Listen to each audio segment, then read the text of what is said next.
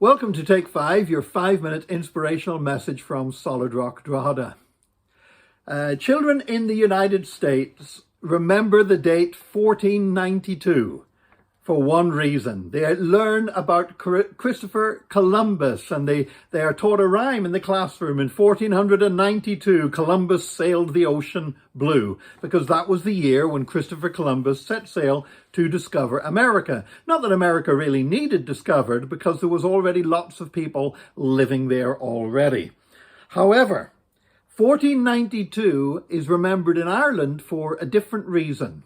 And if you go to St. Patrick's Cathedral in Dublin, you will find there a door called the Door of Reconciliation. And that door has actually endured after the building upon which it originally stood, the chapter house, has long been demolished. And that door has a hole, a square hole, cut in the center of the door.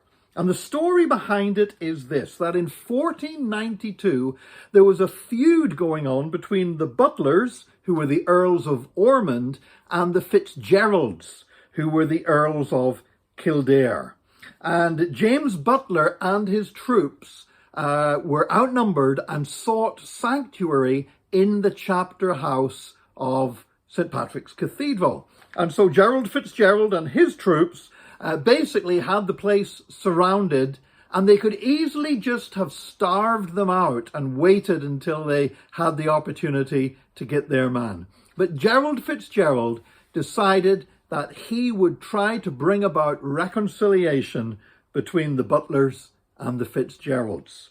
And so he called through the door and he said, "Come out, I promise you, we won't harm you. We want to forgive one another. Let's put a stop to all of this." And the Butlers were just so afraid that they thought this is never going to happen, and they refused to come out of the door. So then Gerald Fitzgerald got his troops to cut a hole in the door of the chapter house. And so they cut this square hole in the door. And then Gerald Fitzgerald called in. He said, "I want to shake your hand." He said, "I'm going to put my arm through the hole that we've cut in the door, and I'm asking you to shake my hand." Now, if you think about it, that was an incredibly risky thing to do, because by putting his arm through that hole in the door, if the Butlers did not want to accept his gesture of reconciliation, then there were lots of people in there with swords and axes that would have chopped his arm straight off. But he extended his arm through the door and was probably never so relieved in his life as when it was grasped in a handshake by James Butler. And so a truce was declared between the Butlers and the Fitzgeralds in that feud that had continued for so long. And that is where our phrase comes of chancing your arm.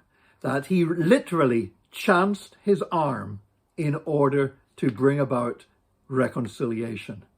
And you know, it's one thing to forgive somebody, but to seek to be reconciled to them can be harder again. And sometimes that means trusting someone who's let you down before. And sometimes that means taking a risk. And you wonder if the risk is worth it. And it could, of course, yes, it could all go horribly wrong. But if we never take those kind of steps and we never take those kind of risks, then how can we be the peacemakers that Jesus commands us to be?